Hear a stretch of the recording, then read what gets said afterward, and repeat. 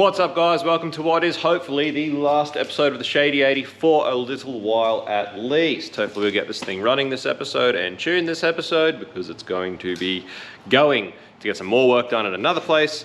And in that period, it'll be a bit of a shakedown, a bit of a run-in if you would like to call it that. And at least sort of the owner will get an idea of what he likes, maybe there's a few things he doesn't like about the car, and there's gonna be a few things he's gonna have to bring it back to us for us to finish off. And in that time, then we'll be able to fix those things if there are a number of things that he doesn't like. But anyway, where we're at the moment, we just left you last episode. Rex just took off to go get a few things from the parts store, which he has brought back. So we now have the circuit breakers that we've been waiting on to pretty much get this thing underway. So Rex is going to be running the fans off one circuit breaker, and then another circuit breaker is essentially going to run or before the rest of the conversion. So the fans will have their own. The conversion will have its own. Another thing he got was the fuel filter that I was waiting for. So I've sorted out a bit of the fuel system setup. Now I've left it all just floating for now. I thought about making a mount for the regulator and then mounting the filter off a P-clamp and everything else. But as we've talked about, a lot of the existing wiring in this car is very, very strange, and we don't have the time to go fault finding and hunting around. Not to mention we aren't actually auto sparkies, so. Not auto sparkies, have a look at the fucking... Yeah, Rex, we're not auto sparkies, are we? Jesus Christ. There's a lot of stuff up in this corner that is really, really strange. We've got this giant big earth lead, which goes to another battery oscillator, which looks like it was put there in the early 90s or something. There's a fair bit here that there's just a bit going on. We've got some diff breathers here, which is it tied to a brake line just up there on little filters on the other diff breathers. So like, you know, there's a fair bit happening. Not only that, but the owner actually has this compressor that he had mounted in the back here, or at least floating around in the back here, which due to getting new drawers, he wanted to move into the engine bay.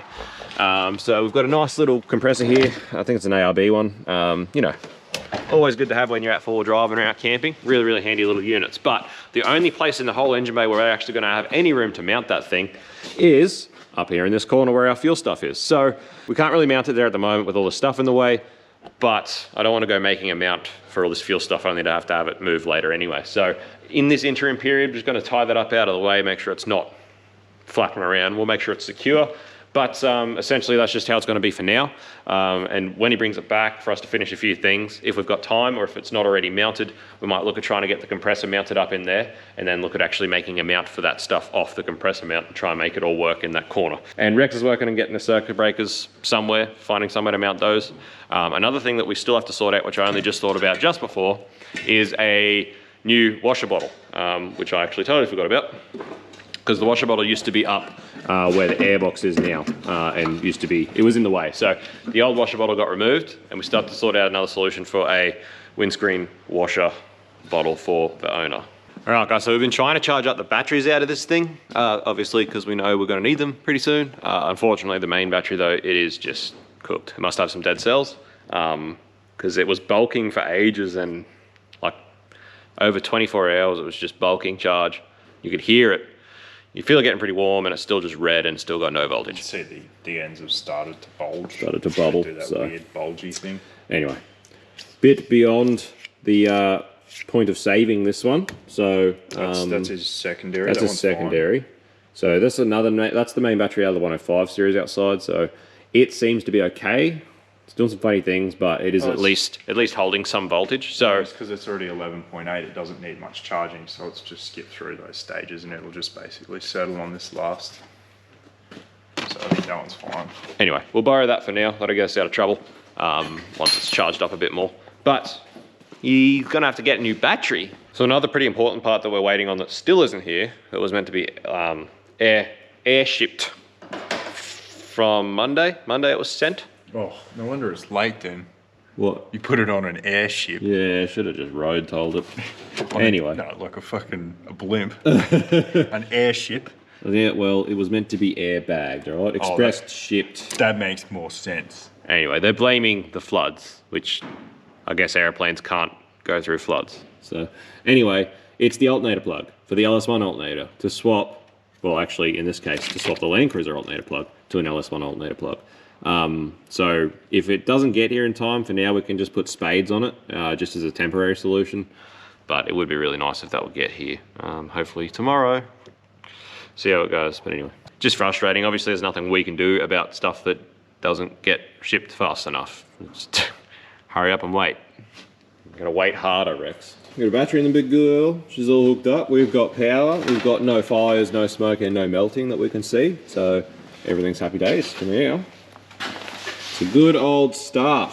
So what Rex has done, made a new 35 jumper power to the circuit breaker, which all of the stuff, all of the positive crap that was cluttering or this battery terminal was now all coming off the circuit breaker instead, which just sort of tidies this up a lot more. Which is what we sort of wanted to do to the other side as well. Not that it's really part of the conversion, but just to tidy it up a bit. But obviously we're not going to really get time to do that, so it's just going to sort of have to go back together as it was the other side. But for the conversion's sake, everything's as neat as it possibly can. It's already a pretty big issue.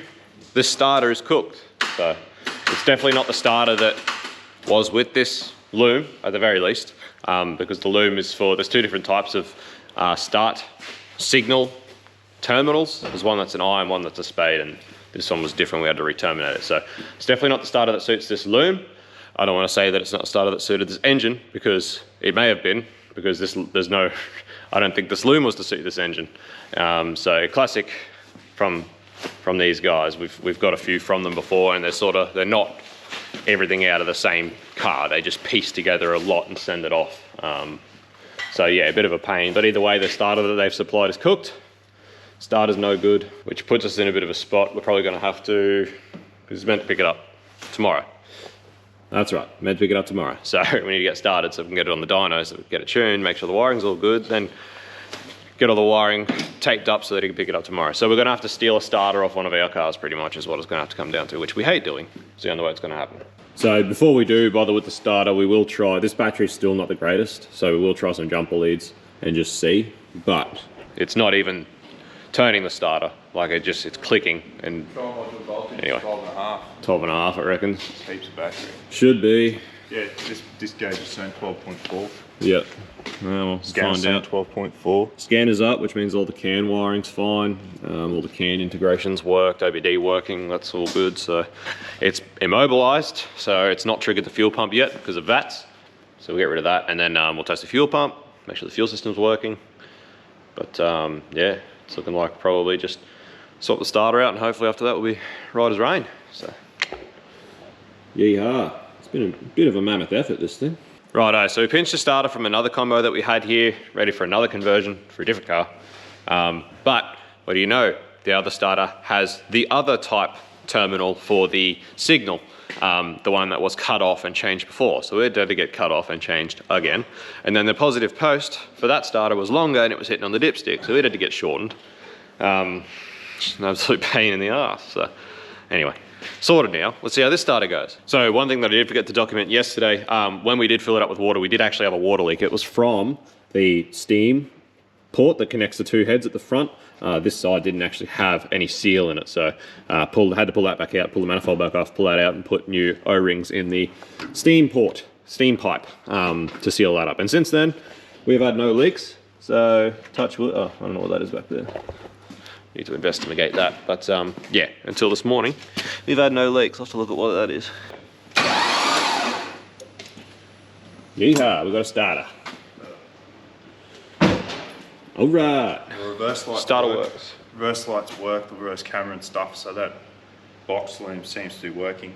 Yep. Center diff lock works, but I can't see for like a transfer neutral or low on the dash, but I don't know if they were there before. There's plugs on that transfer that aren't used, so I don't know what to go is there. Well, basically that, because that's part of the engine loom, that box loom, I didn't cut any, I cut all the engine stuff out. There's nothing that went to that gearbox plug that I've cut out, so as far as it knows, everything in that box is still hooked up exactly as it was. So. Yep. Yeehaw. So we'll see how it goes. Anyway, I'm gonna get down, investigate what the hell's leaking. It looks like oil. Righto guys, so I got under there and had a look. It's just dripping off the pipe, so it has to be just spillage. I didn't think I spilt much yesterday, but obviously I spilt a bit more than I thought. It's either spillage or it's that rocker cover gasket. It's one of the two. well, we'll see what happens when it goes to be started up. Anyway, one thing that did arrive this morning, right in the nick of time, is our new alternator plug. So Rex is just terminating that and fixing that up at the moment. But yeah, we're sort of getting to a point where we should be pretty soon building up some oil pressure and chucking some plugs in and hopefully doing a startup. See what it sounds like. Righto guys, so because we're using the existing drain hole in the airbox now as a mount hole, drilled another hole and put the drain that comes with the airbox in it. That's the lowest point with the angle that the airbox ended up mounted at. So that's in there now. Getting that sorted.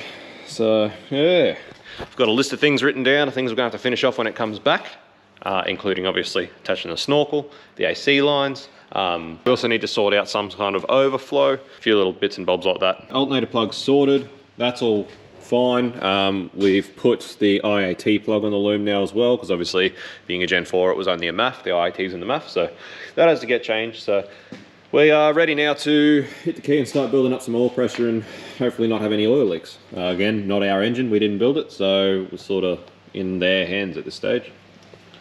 Kicker in the gut, mate.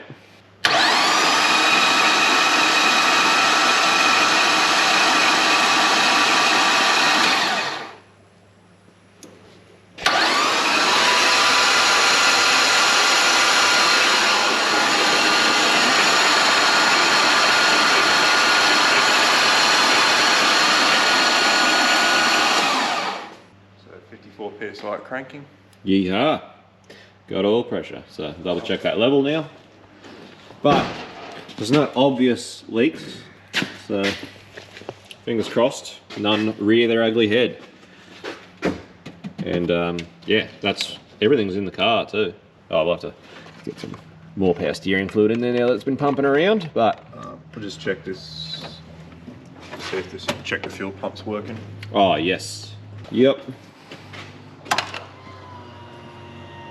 That's a good sign.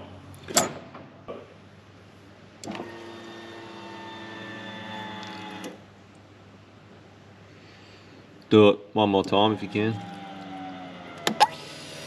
Oop, there we go.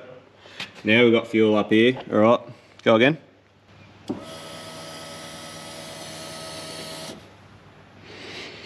All right, well, we've definitely got fuel. We can hear it through the reg. Cannot see any leaks. So I think we are happy days there. No leaks underneath the car. Hear that pump loud and clear. So far so good. So check the oil, get some more power steering fluid in there, get some plugs and some plug leads. So hopefully they've sent us a full set of plug leads that are all okay. Anyway, again, if they're not, we'll just have to order some and replace them when it comes back. But anyway, what a stressful time. So it's nearly midday, Friday. This is getting picked up in the morning, so we have to get it started on the dyno, run in, then tuned. Then probably tonight we'll have to work through the night, I'd say, and get this loom sorted out. Yeehaw. Yeah, it's going to be heaps fun. It's going to be heaps good.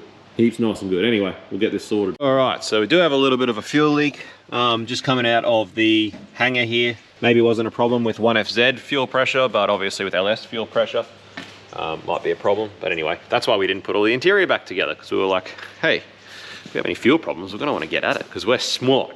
Righto, guys, we are ready to hit the key once we've had some lunch. Seems as though this fuel leak is sorted out, so we'll just keep an eye on that, see how it goes, but we're looking pretty good. Just got to tidy up some stuff up in this corner now that there's no fuel leaks. But yeah, she's all pretty happy days. Got the filter in the airbox now, and man, it's going to be a pretty sick conversion when it's all sorted. Once all the wiring's actually, you know, nice and cleaned up and stuff, with Dan's pieces, this thing's going to be pretty sick. I like it. It's a nice tidy conversion. So just got to sort out this corner. But yeah, stoked. See how it goes when we hit the key. I'm pretty excited to hear this thing. I reckon it's going to be freaking rowdy. So I'm not going to be surprised if when it comes back for these few things that it's got to come back for, if he wants us to put that other muffler in there, I won't be surprised. But for now, yeah, it's going to be nice and rowdy and fun. So, righto, boys and girls, it's time. See how she goes, how she sounds, what she does.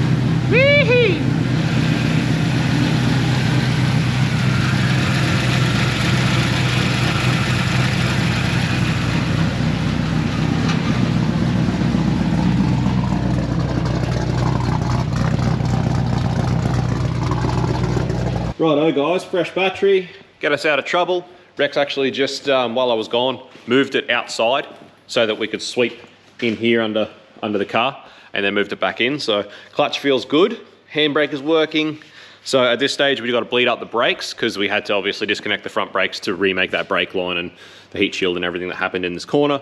So brakes need to be bled up, and basically after that I can go on the dyno. So we just did a water pump change in this thing this morning. So get some water in that thing, do the old switcheroo after these brakes are bled. Let's see what this big girl makes. So just moving it in and out of the shed, Rex was saying it doesn't feel too bad on that cam either. So like we were talking about, hopefully the fact that it's a 6 litre and it's rectangle port, coupled with the fact that it's got a nice big heavy flywheel in it, hopefully takes up a lot of that, you know, that pig rootiness and things you'd normally get from a cam that would be too big for the application. So we're interested to see how it goes. But yeah, bloody hell, the thing sounds rowdy. It's a party.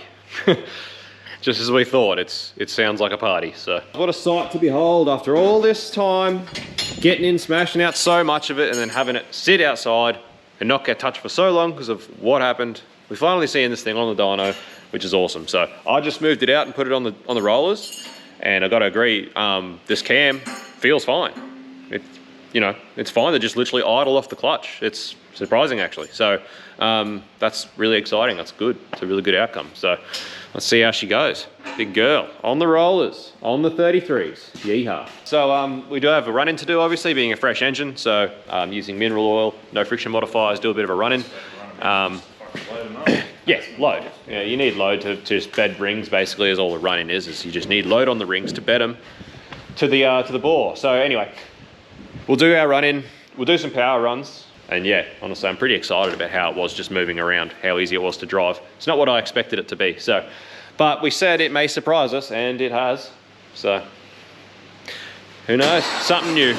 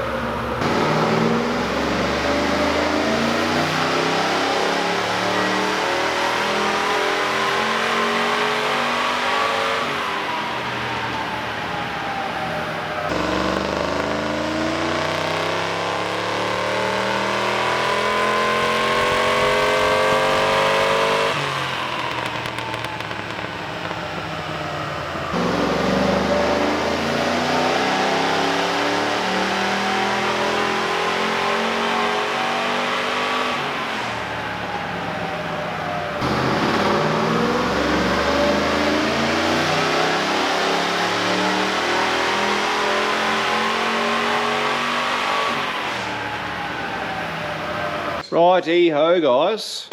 That's a wrap on the tune. So, obviously we're cutting this car fairly fine as far as when the owner needs to pick it up. Mostly, you know, not going to make excuses, but obviously we've had a pretty hard couple of weeks and it's just ended up being that way. So, if there was ever a car that just needed to go together and go right, it was this one. And that's exactly what's just happened. So, you know, we got it all in there, got it all together, fuel lines. You only had that one baby oil leak, baby fuel leak from that banjo bolt on the pump head, on the hanger head. Once we fixed that, we've had no power steering leaks, no oil leaks, no water leaks, apart from that one we fixed yesterday. No leaks. Everything was fine. Everything worked. A huge shout out to Rex. Credit to Rex. Yet another conversion wiring loom that's all been pinned, done, integrated, and for the most part, zero wiring issues. The only wiring issue we have is that the coolant temp on the dash is not working because obviously the wrong pin has been wired in to the integration, which again is because between the Haynes manual that we were looking at and the auto data program that we were looking at, nothing actually matched what came out of the car. So it was very hard to do. So all that means is we just got to hunt around for the correct pin for the coolant temp in the dash, and it will work. Rex has still got to get the tacho working. But apart from that, all of the engine integration, all of the engine loom, everything has worked without a problem. So huge credit to Rex. Probably at a point now where he can actually just start doing his looms and wrapping them up instead of leaving them unwrapped. Probably doesn't need to do that. But yeah, everything's gone awesome. So this is the end result. Pretty consistent, 293. You know, fairly low power for what we expected. Honestly, for this cam, based on what we've done before, we expected a bit more. But, you know, at the same time, we didn't do the engine. I'm not 100% sure what valve springs it's got in it, but it's falling over quite hard. That could be a result of the valve springs. It could also just be a result of obviously having quite a large cam. We don't know how much was taken off the heads, if anything was taken off the heads, and having the large cam obviously brings your dynamic compression down quite low. So it could be a lack of compression with the bigger cam. It could be the fact that the cam wasn't dialed in properly or degreed, although with these Crow cams we have found them usually to be pretty bang on. But it could be a slight cam timing thing, could be valve spring, could be compression. It could just be that this cam with this exhaust system is not super happy paired together. So it could be any number of those things, but it's still good power. It's not as much as we expected based on what we thought, but you know, it's not bad. But you can see, as much as the cam might be all right moving it around with this heavy flywheel and stuff, it's not you know, as bad as we thought it would be doing that. You can see that you know, under 3,500 RPM, it's just not really doing anything. That's where it really starts to wake up, around that 3,500 RPM, and it really starts to come alive from there. So still obviously not the cam that we choose for four-wheel drive, but at the end of the day, the tune's gone well, nothing's gone wrong. It's still making decent power, and it's all pretty much happy days from here. So that's bloody awesome. Yeah, all in all, just a good outcome really for what's happened. So at this point now, it's a matter of getting the coolant tank working in the dash, getting the tacho working in the dash, and then it's just a matter of basically getting this loom all wrapped up and tidied up, and get it back in the car once it's all wrapped and tidied. And from there, like we've talked about a few times, he can take it, go do what he needs to do with it, drive it around for a little while, see how he likes how loud it is, see how he likes a few things, and then we've got our little list of things to sort out when it comes back, and he may want to add a few things to that list over the next few weeks while he, or days or weeks. I don't know how long he wants to take it for, or when it will come back, but you know, he can basically make a list of things he would like us to revisit or change or look into. And when it comes back, we can explore all those things and finish it off. But anyway, at this stage, it's pretty late. We ended up just keeping going with the tune and getting it completely finished. Honestly, it's not going to do any more power than that. It's not going to do anything than that. That is essentially the finished tune there. We'll still be happy to run it back up on the dyno, particularly once we get the particularly once we get the snorkel hooked back up and stuff. We want to do a fair bit of testing to see whether this snorkel is going to be a restriction to this setup and stuff like that. So we will still obviously run it back up on the dyno when it comes back, but I don't believe that it's going to do any more. Rex spent quite a bit on the tune, and we're very happy with the tune. So all in all, good result. So there you go, guys. That's a good look at basically the finished result. It's our fuel curve and our power curve. All happy days as we switch this over to our derived torque. You can see, you know, generally with a four-wheel drive, we try and get something with a nice flat torque curve. You can see that this thing is sort of asleep up until that 3.5, and then it starts to wake up. So again, some people, you know, it's one of those things, you learn to drive what your car is doing. For most people, they wouldn't really even notice. He may like it, he may not too sure, but you know, that's what this cam is doing with this combination of parts in this car. So still all good, happy days. So anyway, at this stage, it's getting pretty late. We were gonna come back tonight and wrap up this loom and do everything tonight, but we're thinking about just calling it a day and just getting up early in the morning, coming over and doing it all in the morning before he gets here to pick it up, is what we probably will do instead. Because working nights is all well and good tonight, but then tomorrow we're going to be really, really tired, which we try and avoid. But anyway, happy days. So anyway, come over in the morning, tidy this up, and I am actually pretty keen to get this engine bay with the wiring loom all tidied up and fixed up. And yeah, I think it's going to be a really nice conversion, like I've already gone on about, but I think it's going to be good. Righto guys, we're back this morning. We got here early. I'm starting to wrap this loom up, get it all wrapped up, pulled it all out. Rex has pulled apart the cluster and done some modifications, which we are hoping is going to allow the tacho to work. So yeah, hopefully this means that the tacho will work just straight off the ECU signal without having to use the Dakota digital conversion box that Mark supply. We'll give it a go. If it doesn't work, we'll chuck the Dakota digital box in it. But we'll see how we go. But anyway, I'm just working from the ends and working back on this loom. Nearly there, as you can see, getting close. We're just smashing through this. I'm not sure exactly what time the owner's gonna be here, but yeah, just smacking through. Got to finish this off, and then we've got to put the interior back together inside, which we still haven't done, which we can do now that it didn't have any fuel issues. So we've still got to put his front drive shaft in as well. Once all the loom's all done and the starter doesn't have to come back out again. That's what we've been waiting for the starter to go back in for the final time, for the front drive shaft to go in. And then, yeah, hopefully we'll get all that done before he gets here so that we can go for a good little street drive. We'll do an oil change as well, seeing as this is the original oil in the engine for the fresh engine. So put some fresh oil in it. Hopefully do another heat cycle so that we can dump the water and put coolant in it so that it's all ready to go.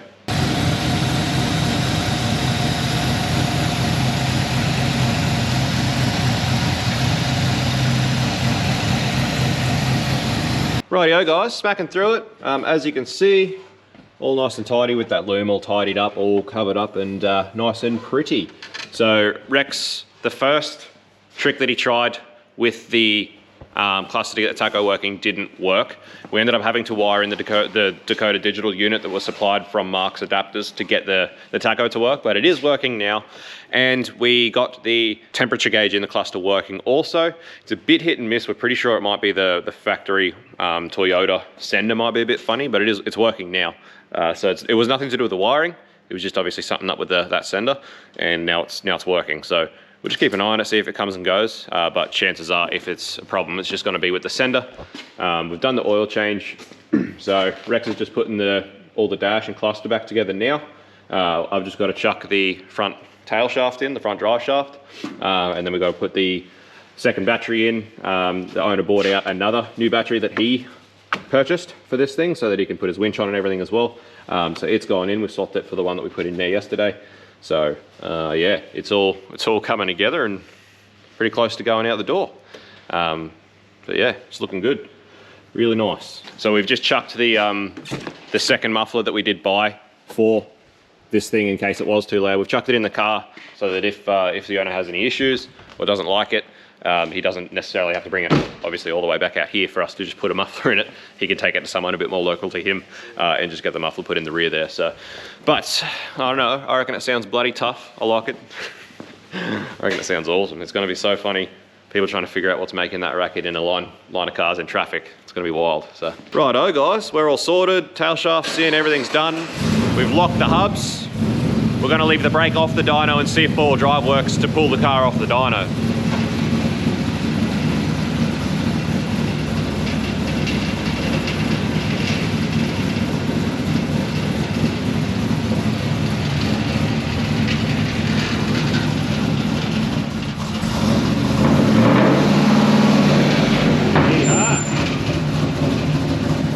We've got four-wheel drive, so it is, for anyone that knows Toyotas, it always used to be a problem. The worm drive that engages the center diff lock, sometimes the mechanism could seize and they strip the worm drive, which is what we were worried about, is obviously now being part-time. ensuring that worm drive for the center diff lock still works and still engages forward drive probably the way it should be. So anyway, it seems to be working fine, so that's all happy days. It's now finally time to take this thing for a street test and see how it goes on the street. And once that's all good, then it's ready to go for now. And yeah, we've got just a little bit of list of things to sort out when it comes back.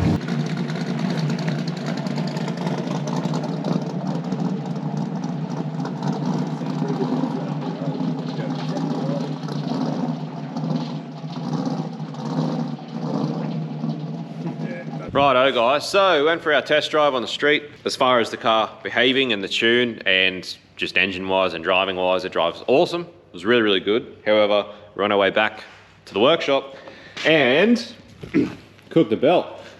So I threw a belt off, which is obviously not ideal because your one serpentine belt drives everything, water pump, alt, power steering, and the AC, which at the moment does nothing, but still. Obviously you can't be not having a belt on. So we came back and unfortunately it's Saturday and it was after lunch, and out here on Saturday after lunch there is nothing open, and even if there was something open, to get a belt that size in that configuration would have been very, very rare. So because it's a dual high mount setup, you got the high mount alt, high mount AC, the belt route's very different. It's all aftermarket market gear, so you need a very long belt. It's a very weird size that most people don't stock, they don't have. So it was not looking too good because the owner had been dropped out here this morning, and because we were still doing a few things, everyone had left. So he's sort of counting on driving the thing home. So it was a bit not cool. But if you guys remember the GQ that we built with the 6-litre 6L80 combination, he also did, we also did the dual high mount setup for his engine, and the belt that came with the kit didn't fit his application because he had an underdrive crank pulley. So we actually had to order quite a little bit shorter belt. So we did have one belt here that was left over from that build that did work on the Cruiser, but it's probably just a little bit long. Like the tension is only just taking the tension, but it was enough for us to limp it home. So at this stage, the owner's taken it. He's gonna just try and limp it home. It should be fine as long as he doesn't rev the thing out. Hopefully it gets him home and he's all sweet, but we'll keep the phone hammed in and hopefully he gets there and doesn't have any problems. But anyway, that's pretty much the Cruiser done for now. He'll get another belt and it's got to go do a few other things, and then it will come back once we finally get the AC fittings that we're waiting on in, and we'll fix up a few other things while it's here as well. Get the snorkel connected and get a washer bottle and stuff in there, and a few other little bits and bobs like that we just sort of ran out of time to get done. But all in all, as far as a car that we've built and a car even that we've tuned, it's probably been the least problematic one ever. If we ever needed a car that just, if we ever needed to have a car that just went right, it was that one. It seems as though everything that went wrong with this car somehow ended up going right. The fact that we had a spare belt here that even fit at all was just crazy lucky. So a lot of good luck, I think, with that car. I don't know, but either way, it was a pretty good build. Really happy with the conversion in the end. It's nice and tidy, sounds pretty good, and that's pretty much that. So we'll see it back here eventually. Hope you've enjoyed the build. We'll see you on the next episode. Catch us later, guys. Peace out. See you. Bye.